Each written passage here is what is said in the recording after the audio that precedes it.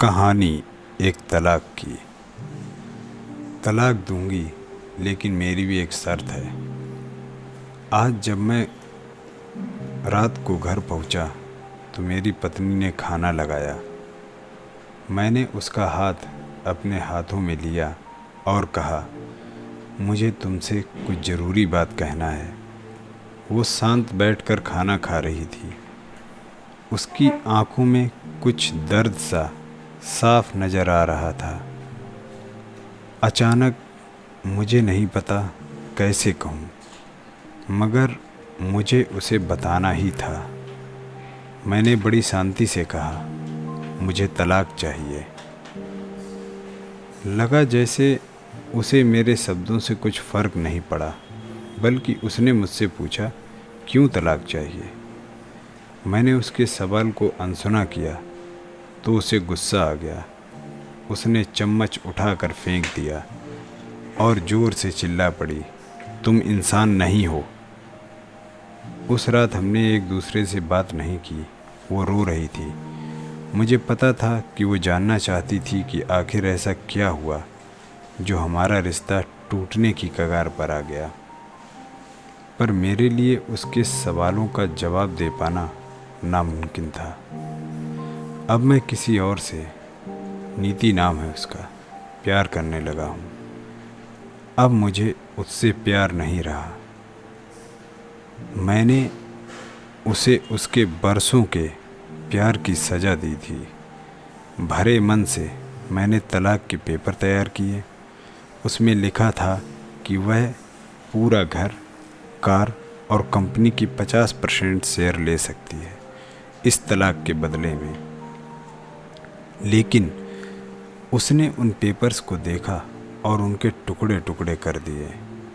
वो औरत जिसने मेरे साथ जीवन के 13 साल बिताए थे, वो आज मेरे लिए अनजान हो चुकी थी। मुझे इन 13 सालों का जो उसने मेरे लिए बर्बाद किए थे, मगर मैं क्या करूं? जो हो चुका उसे मैं बदल नहीं सकता था, क्योंकि मैं किसी और से अपनी पत्नी से भी ज़्यादा प्यार करने लगा था। आखिरकार उसके सब्र का बांध टूट गया और वो फूट फूट कर मेरे सामने रोने लगी। मेरे लिए उसका रोना एक तरह से उसकी रिहाई की तरह था। तलाक की ये बात जो कई दिनों से मुझे परेशान कर रही थी, अब बिल्कुल साफ हो चुकी थी। अगले दिन मैं घर काफ़ी लेट आया। मैंने देखा कि वो टेबल पर बैठकर कुछ लिख रही थी। मैंने शाम का खाना नहीं खाया था, लेकिन फिर भी सीधे ऊपर जाकर अपने कमरे में सो गया, क्योंकि पूरा दिन नीति के साथ रहने और कई जगह घूमने के बाद मैं थक गया था। वो शायद रात को उसी टेबल पर लिखते लिखते सो गई थी। सुबह उसने तलाक देने की शर्तें बताईं। वो मुझसे कुछ भी लेना नहीं चाहती थी। उसे सिर्फ तलाक से पहले 1 महीने का समय चाहिए था। उसने आग्रह किया कि इस महीने में हम दोनों वही पुराना वाला जीवन जिएं जितना संभव हो सके, क्योंकि आने वाले महीने में हमारे बेटे की परीक्षा है। वह नहीं चाहती थी कि हमारे टूटे रिश्ते का प्रभाव उसकी पढ़ाई पर पड़े। मुझे भी ये ठीक लगा, मगर वो कुछ और भी चाहती थी।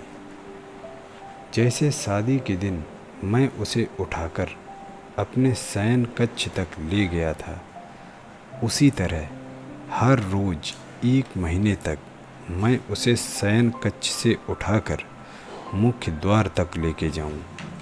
मुझे लगा यह पागलपन है, मगर इन आखिरी दिनों को थोड़ा अच्छा बनाने के लिए मैंने उसकी यह शर्त स्वीकार कर ली।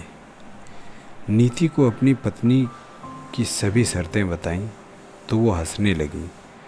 उसे लगा मेरी पत्नी कितने भी तरीके अपना ले, तलाक होना तो तय है। मेरी पत्नी और मैं किसी से भी इस दौरान नहीं मिले थे, लेकिन उस दिन जब मैं उसे पहली बार उठाकर गेट तक लेकर गया तो हम दोनों काफ़ी अजीब महसूस कर रहे थे। पीछे से हमारा बेटा भी खिलखिलाकर खुश हो रहा था। अगले दिन यह काम थोड़ा सामान्य और आसान हो गया। वह मेरे सीने से लगी थी और मैं उसकी खुशबू महसूस कर रहा था। ऐसा लगा जैसे कई दिनों बाद मुझे ये खुशबू मिल रही है, या फिर कई दिनों से मैंने उसके होने को महसूस नहीं किया था। पहले जितनी उसमें वो कसाव नहीं था और चेहरे पर कुछ हल्की झुर्रियाँ नज़र आ रही थी और बाल भी सफ़ेद होने लगे थे। ये वही औरत थी जिसने अपने जीवन के 13 साल मुझे समर्पित किए थे। चौथे दिन जब मैंने उसे उठाया तो वो पुरानी रोमांच लौटने लगी थी।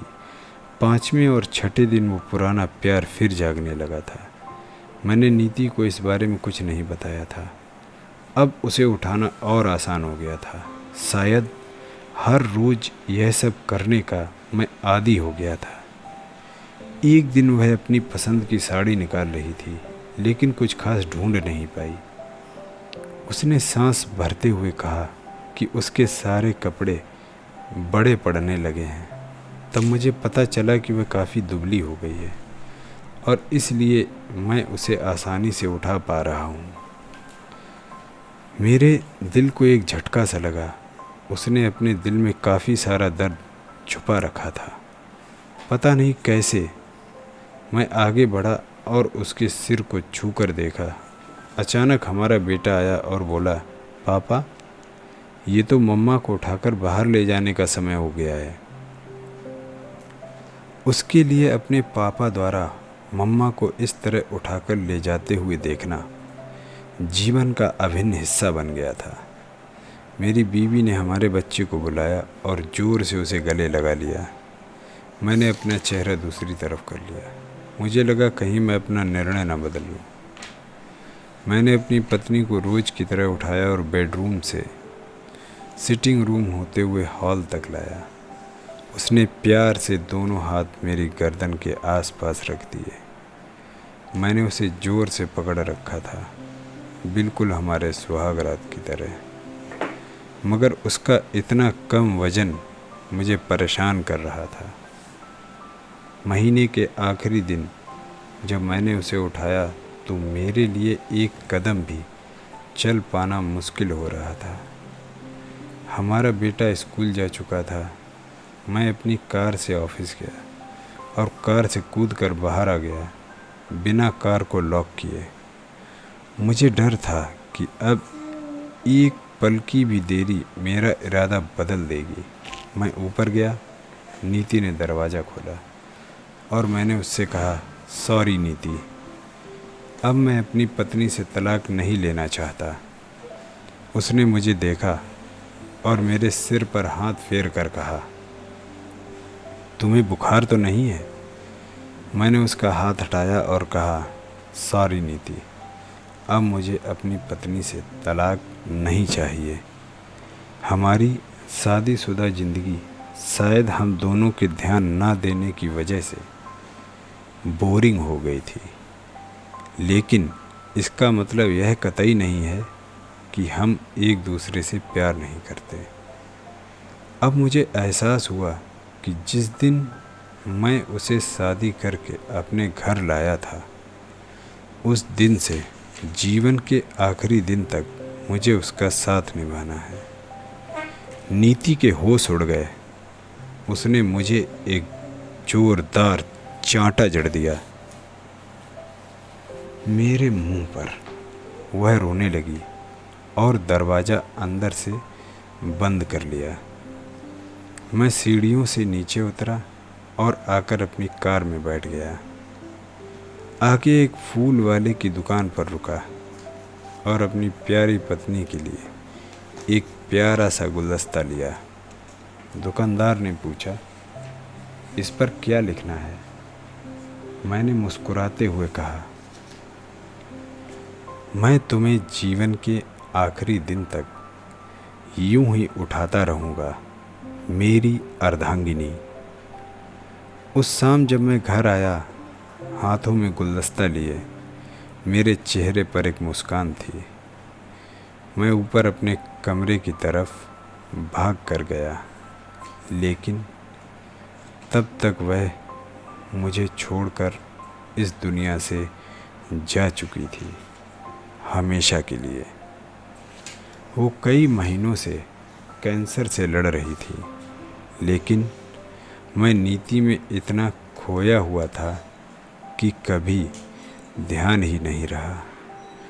उसे पता था वह जल्दी ही मुझे छोड़कर जाने वाली है, इसलिए वह मुझे और मेरे बेटे के रिश्ते को टूटने से बचाना चाहती थी। मैं नीच उससे तलाक लेना चाहता था, लेकिन फिर भी उसने मुझे अपने बच्चे की नज़रों में एक प्यारा पति और पिता बना दिया था। जीवन की छोटी छोटी बातें रिश्तों में बहुत महत्व रखती हैं। बड़ा घर, बड़ी कार और बैंक बैलेंस ये खुशियों का हिस्सा ज़रूर बन सकते हैं, मगर अपनों के बिना इनकी कोई कीमत नहीं है। स्टोरी कैसी लगी नीचे कमेंट करके अवश्य बताइए। चैनल को सब्सक्राइब ज़रूर करें, स्टोरी को लाइक व शेयर करें। Thank you.